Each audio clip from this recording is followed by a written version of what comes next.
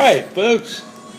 Thank you for tuning into the B-Leav-it show, where B-Leav-it, if I can get through this day with a big smile on my face and true personal independence in my sight, well, B-Leav-it, so can you. Today is today is Monday, July 7th, 2019. I'm broadcasting from south side of Jacksonville at Deerwood Place. Just a little bit of sexy.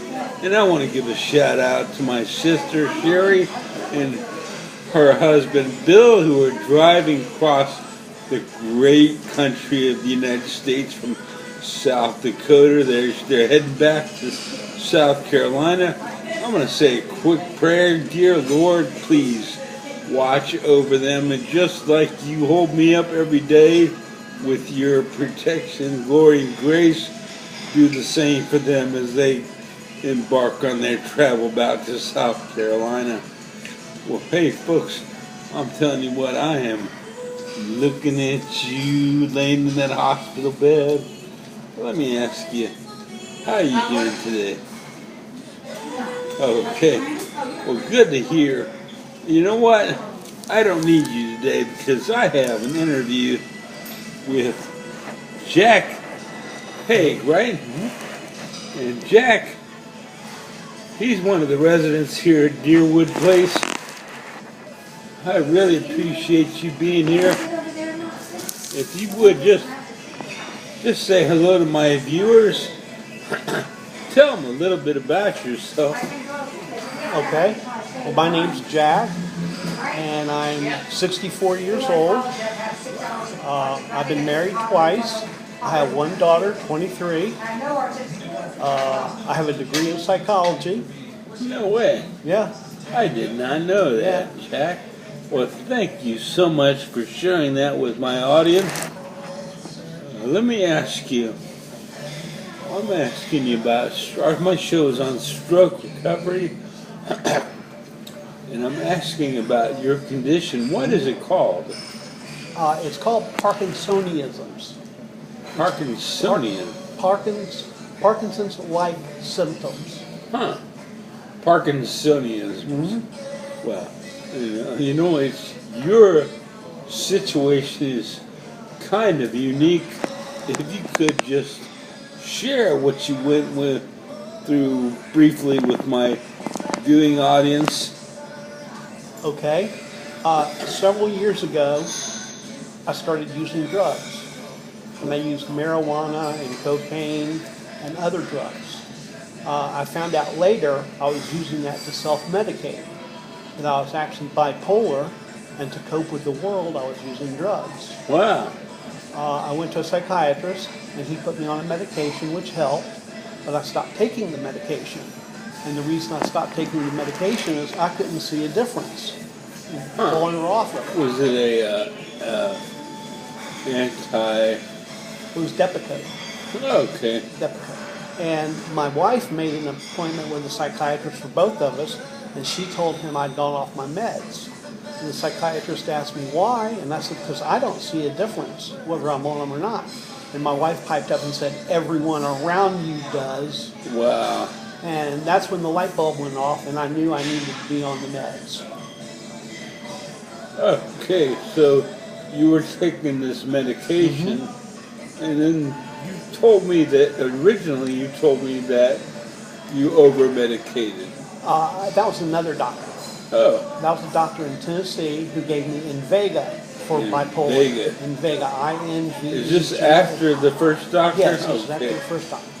And the side effects of that are Parkinsonisms, but he didn't tell me that. And I was on that for several years. And I started getting dizzy and losing my balance and falling. My goodness. And I didn't know what was going on. This went on for 6, 8, 10 months. Wow. And I finally ended up in a nursing home, Avante, at the beach. And they didn't think I would ever walk again. Couldn't walk? Yeah, I couldn't. I was in a wheelchair. I couldn't walk. I couldn't even sit up on the side of the bed without someone supporting me. Wow. I lost all control of my body, basically. Wow. And Is that when you knew the drug you were overdoing the drug, or?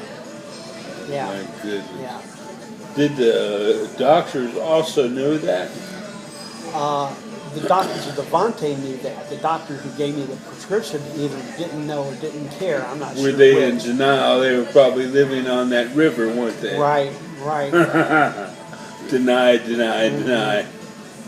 God, what a story. So, what did you do at that point? Well, I was at Devante and I was getting physical therapy, but I wasn't progressing very much. And the physical therapist at Devante said I would never walk again. They're doing art. Yes, there's art right now. And they thought I'd be there forever. My sister even had doubts I would go home.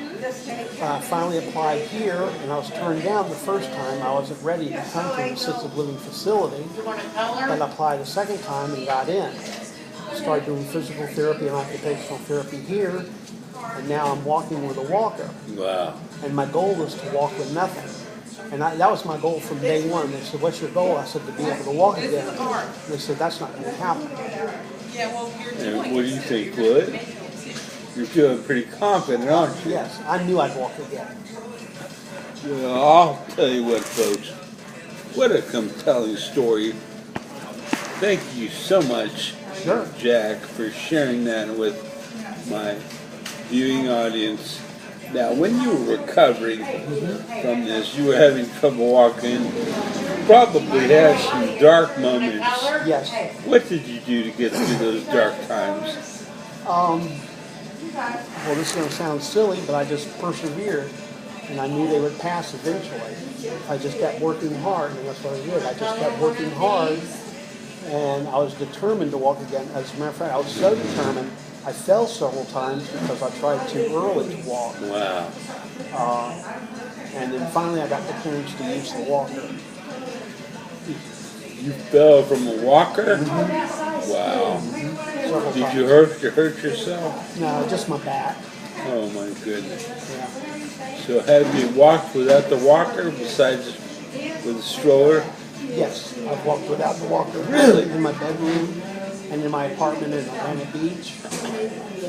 Yeah. Wow. Well, folks, you heard it first right here on the B-Leav-it show, where B-Leav-it, if Jack Hague can get through this condition with a big smile on his face and room in his apartment to walk, B-Leav-it, folks, so can you. Jack, I don't know what to say. That's a very good story. Thank you so much Thank you. for sharing that with my viewing audience. So, just so you know, folks, Jack is going to be leaving us in 3 weeks. He's going to move back into his apartment at Atlantic Beach. That is really good news. I am so happy to hear that news. That warms my heart. Good for you, but you will be missed here, Oh, Jack. thank you. But I wish you the best. And with that said, folks, I'm going to sign off. Remember, every one of you is worth a lot to me. If I can reach just one person out there and make a positive difference in their life, well, I am a true success. And I believe we reached some people today with that compelling story. I have one more thing to say. Sure, absolutely, Jack. Don't believe the doctors when they tell you you can't do it. You keep working hard, you persevere, and you can do it. In other words, don't believe the hype. Doctors are in the business to make money. They just want to make this stuff right here. They'll tell you anything to keep you coming back. So I'm glad you got the good advice, Jack. And again, if you have any questions at all, don't hesitate to reach out to me at BillLeavitt1962@gmail.com. And B-Leav-it. If I can get through this day with a big smile on my face and true personal independence in my grasp, well, B-Leav-it, so can you. Thank you for tuning into the B-Leav-it show. I want to thank my guest, Jack Hague, thank you so much, Thank sir. I wish you all the success in life. And I'll have to come see you once you move into the Atlantic Absolutely. Beach condo. And folks, I'm going to sign off. Have a good night. I'll see you tomorrow.